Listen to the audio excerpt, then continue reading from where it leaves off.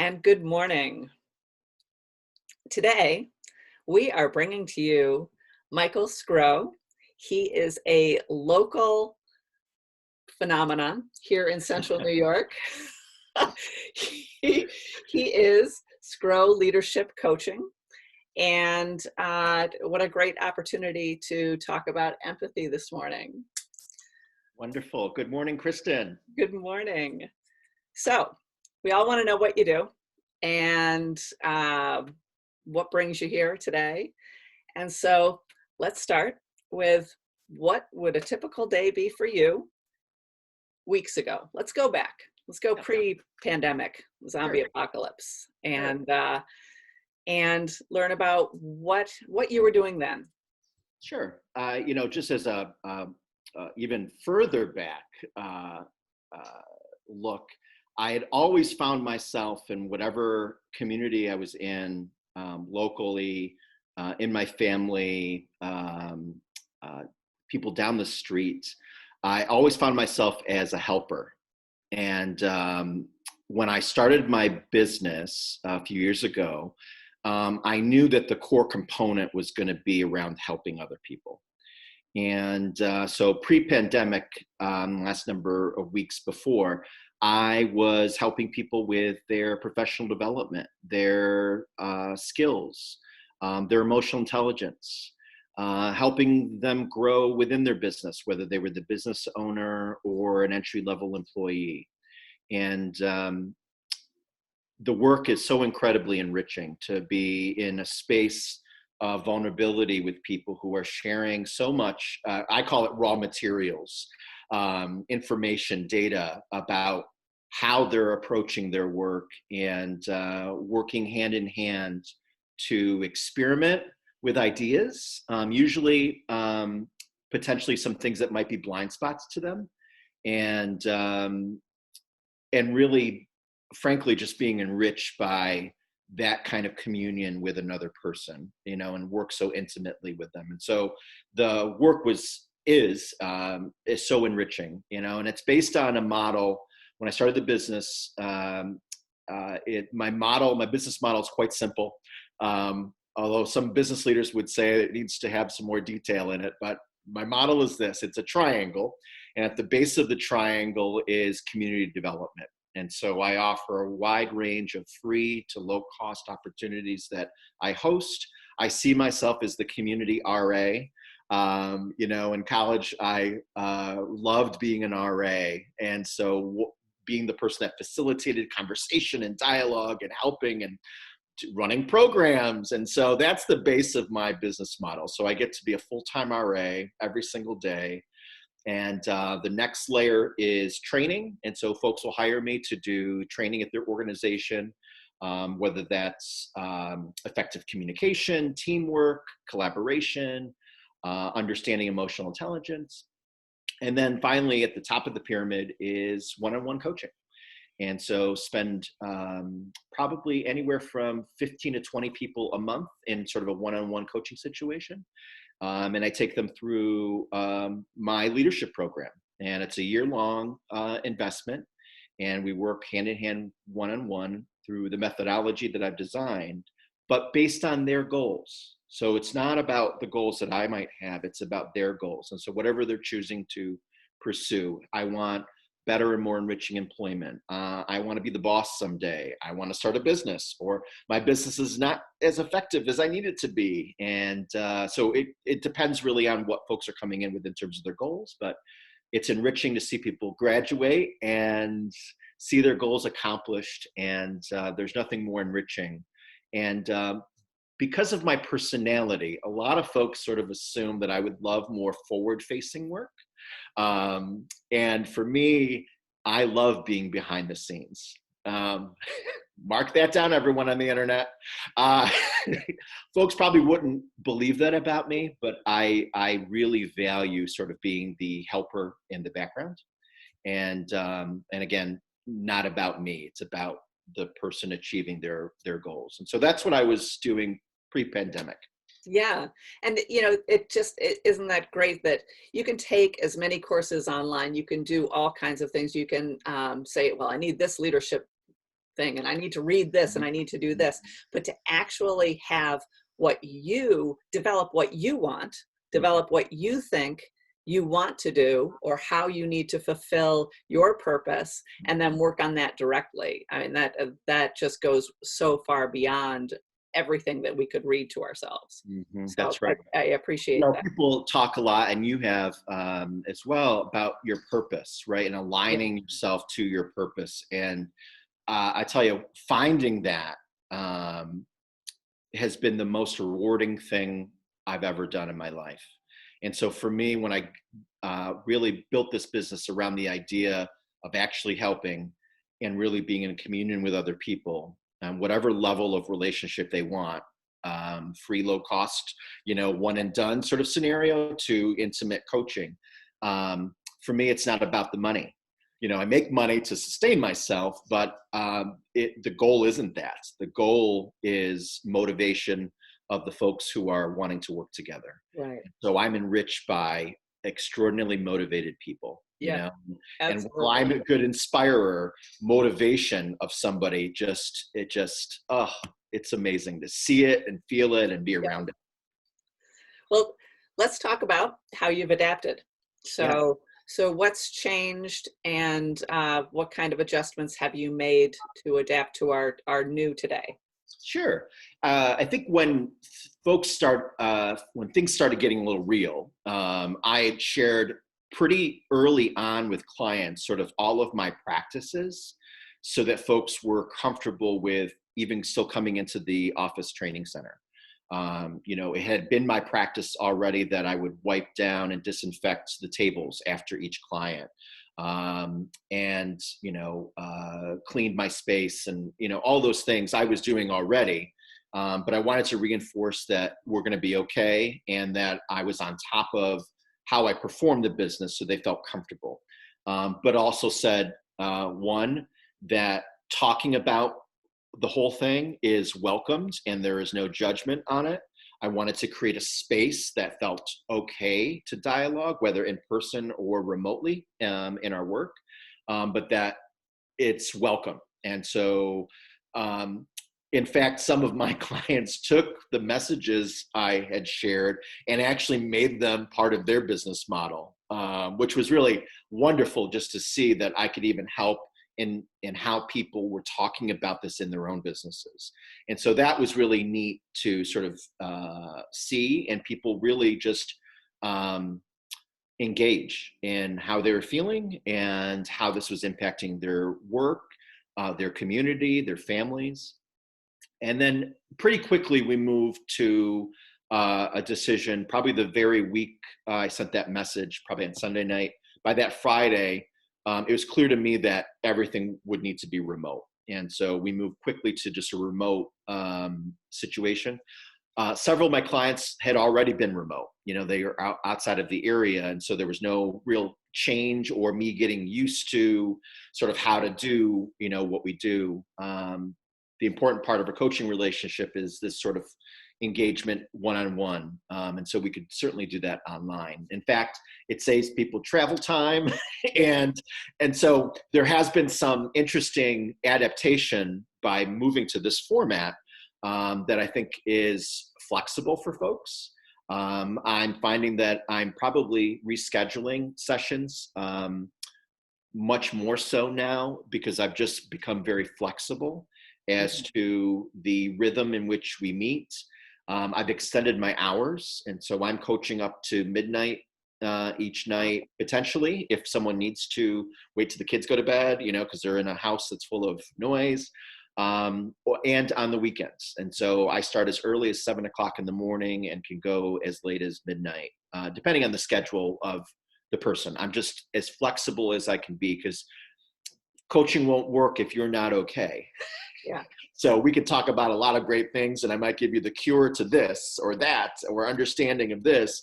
But if you're not in the headspace to sort of receive, then it's going to be a waste of time, And so I find that that's probably a change, is that the conversations are probably more intentional and probably deeper than they ever have been. So that's a fascinating transition, that I couldn't have, ran an experiment to find out like the Right. sort of circumstances allowing for these moments to sort of take place.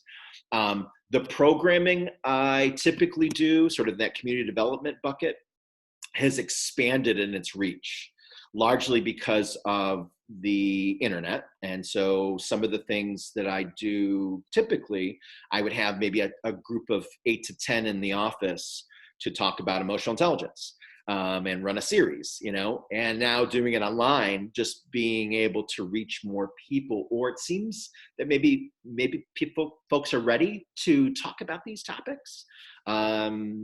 That's really been fascinating to see sort of the growth in those spaces, sort of in the community outreach and programming arm, now that I'm made the transition to just doing it online. Yeah. Well, and also I think all of us are online now. Mhm. So reaching out for those things that we can now receive sitting in our homes and getting online. I've never used Zoom so much in my entire life. And so it's easy for me now to push a button and understand what's going to happen and who's coming through and how it's going to work. Yeah, that's And right. and I just have to say the emotional intelligence series is amazing. And I've been sharing the Thanks. second one that's coming up in May with everybody, saying this is a great thing. Everybody should get involved in this. Oh my goodness, thank you. And It's my favorite topic, yeah, because it includes empathy. yeah, And in fact, next week's session is largely all about empathy. And I'm tickled at the response. I mean, half of the people in these sessions are, I don't know them. Certainly know a number of the people, which is really fabulous to see friends and colleagues from the past and things like that. But the new people who are sort of able to access this benefit, that really is enriching. And the conversations I'm having outside of the series are even that much more powerful, and so how quickly people build trust and sort of are in a space together, and the power of that, I'm just enriched by. So yeah, that's been a real tickle. So yes, we started a series for May, and this will be a lunchtime series to right, offer another time for folks. As well as get some people out west who told me, hey, I'd love to join, but 3 a.m. is way too early yeah, for me. So I get it. yeah, yeah. So Thank you. I should uh, I should tell you and everyone, I found you because of empathy. So, I started teaching empathy and putting together presentations, and I just started searching, is anybody doing this? Is anybody talking about it? And that's where you popped up. I love that. So, And it's exactly, yeah, who knew we'd be here? right, exactly. Yeah, right? Yeah, Everything happens for a reason. absolutely does. So, can you share how you incorporate empathy into your teachings or your day-to-day life? Yeah. From the business standpoint, my mission is to work with extraordinary leaders and develop empathy as a core competency, right? So, in all my years working, I worked in higher education for 20 years on 5 college campuses. One of the things I got to do was sort of play in this space in terms of leadership development, emotional intelligence, and use empathy. Um, Outside of higher ed, I didn't realize that businesses really didn't have a model that even used the word empathy. You would not necessarily see it in their company values, and how they saw themselves.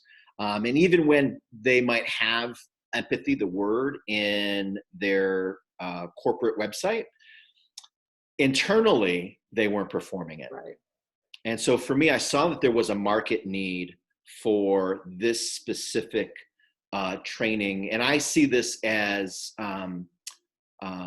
not just a community good or a spiritual exercise. For me, this is about a strategy. And for me, using that language, I've gotten to get under the hood of corporate America and sort of infiltrate Yeah. using their own language to talk about this and why it matters, and so that's really been how I incorporate empathy as part of the overall premise. I see whether it's one-on-one coaching, training opportunities, whether I do it in my office or on site at a company or at a retreat with a company, that even how I'm performing, the what's happening in our learning lab is actually also incorporating empathy.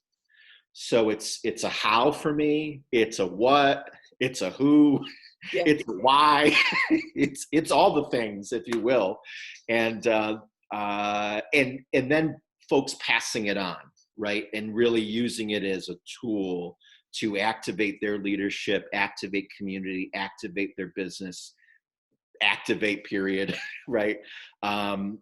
So that's how I incorporate it. And then in terms of my life, I mean, there's not someone I won't say hello to, talk to, help, and so, I'm the king of free lunches and free food. I will go to the counter of whatever shop I'm getting food or coffee, and ultimately I get a discount or something for free because of the kindness. I treat everyone with respect and kindness, and that pays back 15-fold and sometimes free lunch. So personally, I've also, used empathy as a model for our family infrastructure, and so I was the one who started our Facebook Messenger video calls each night when this sort of all took place. And we have a nightly ritual now where I'm the one who starts the conversation and gets everybody on the call and that sort of thing. So in every way, the way I play with my dog. It's a very empathic approach. And while we are both trying to socially distance in our apartment, I do love him. And it's wonderful to have some creature who is so empathic by natural ability. Right. And so just being in touch with that also is another example in my life. Yeah. I always use dogs as the example of being present to the moment and how key that is as a basis for everything else, including empathy. One thing I find interesting that we might have to have a further conversation on is empathy as a strategy and how important it is to use that language when it comes to business, because you turn it into a strategy that will affect a bottom line or, atmosphere or anything like that. And that becomes important there. But when you put strategy as a word on personal empathy, it almost sounds like it's ordered or conniving even in some way. That's right. So that's an interesting dichotomy there. Yeah. Yes, exactly. And so for me, context is important. When I think about the work I do each day, it's usually around empathy as a strategy. Yeah. When I think about my orientation to the world, I see it as a spiritual exercise. I see it as community development. I see it as enriching. It really depends on the context. You know what I mean? And so, yes, part 2 conversation coming soon. Yeah. I mean, it's a personal strategy, but there's a lot more reasoning behind it because it just feels good. It's That's just right. a way to live. It's a wonderful thing. Just like we were saying, it was, great waking up this morning, and it's going to be a great day because of what, perspective you put behind it. That's right. That's exactly right. So thank you so much.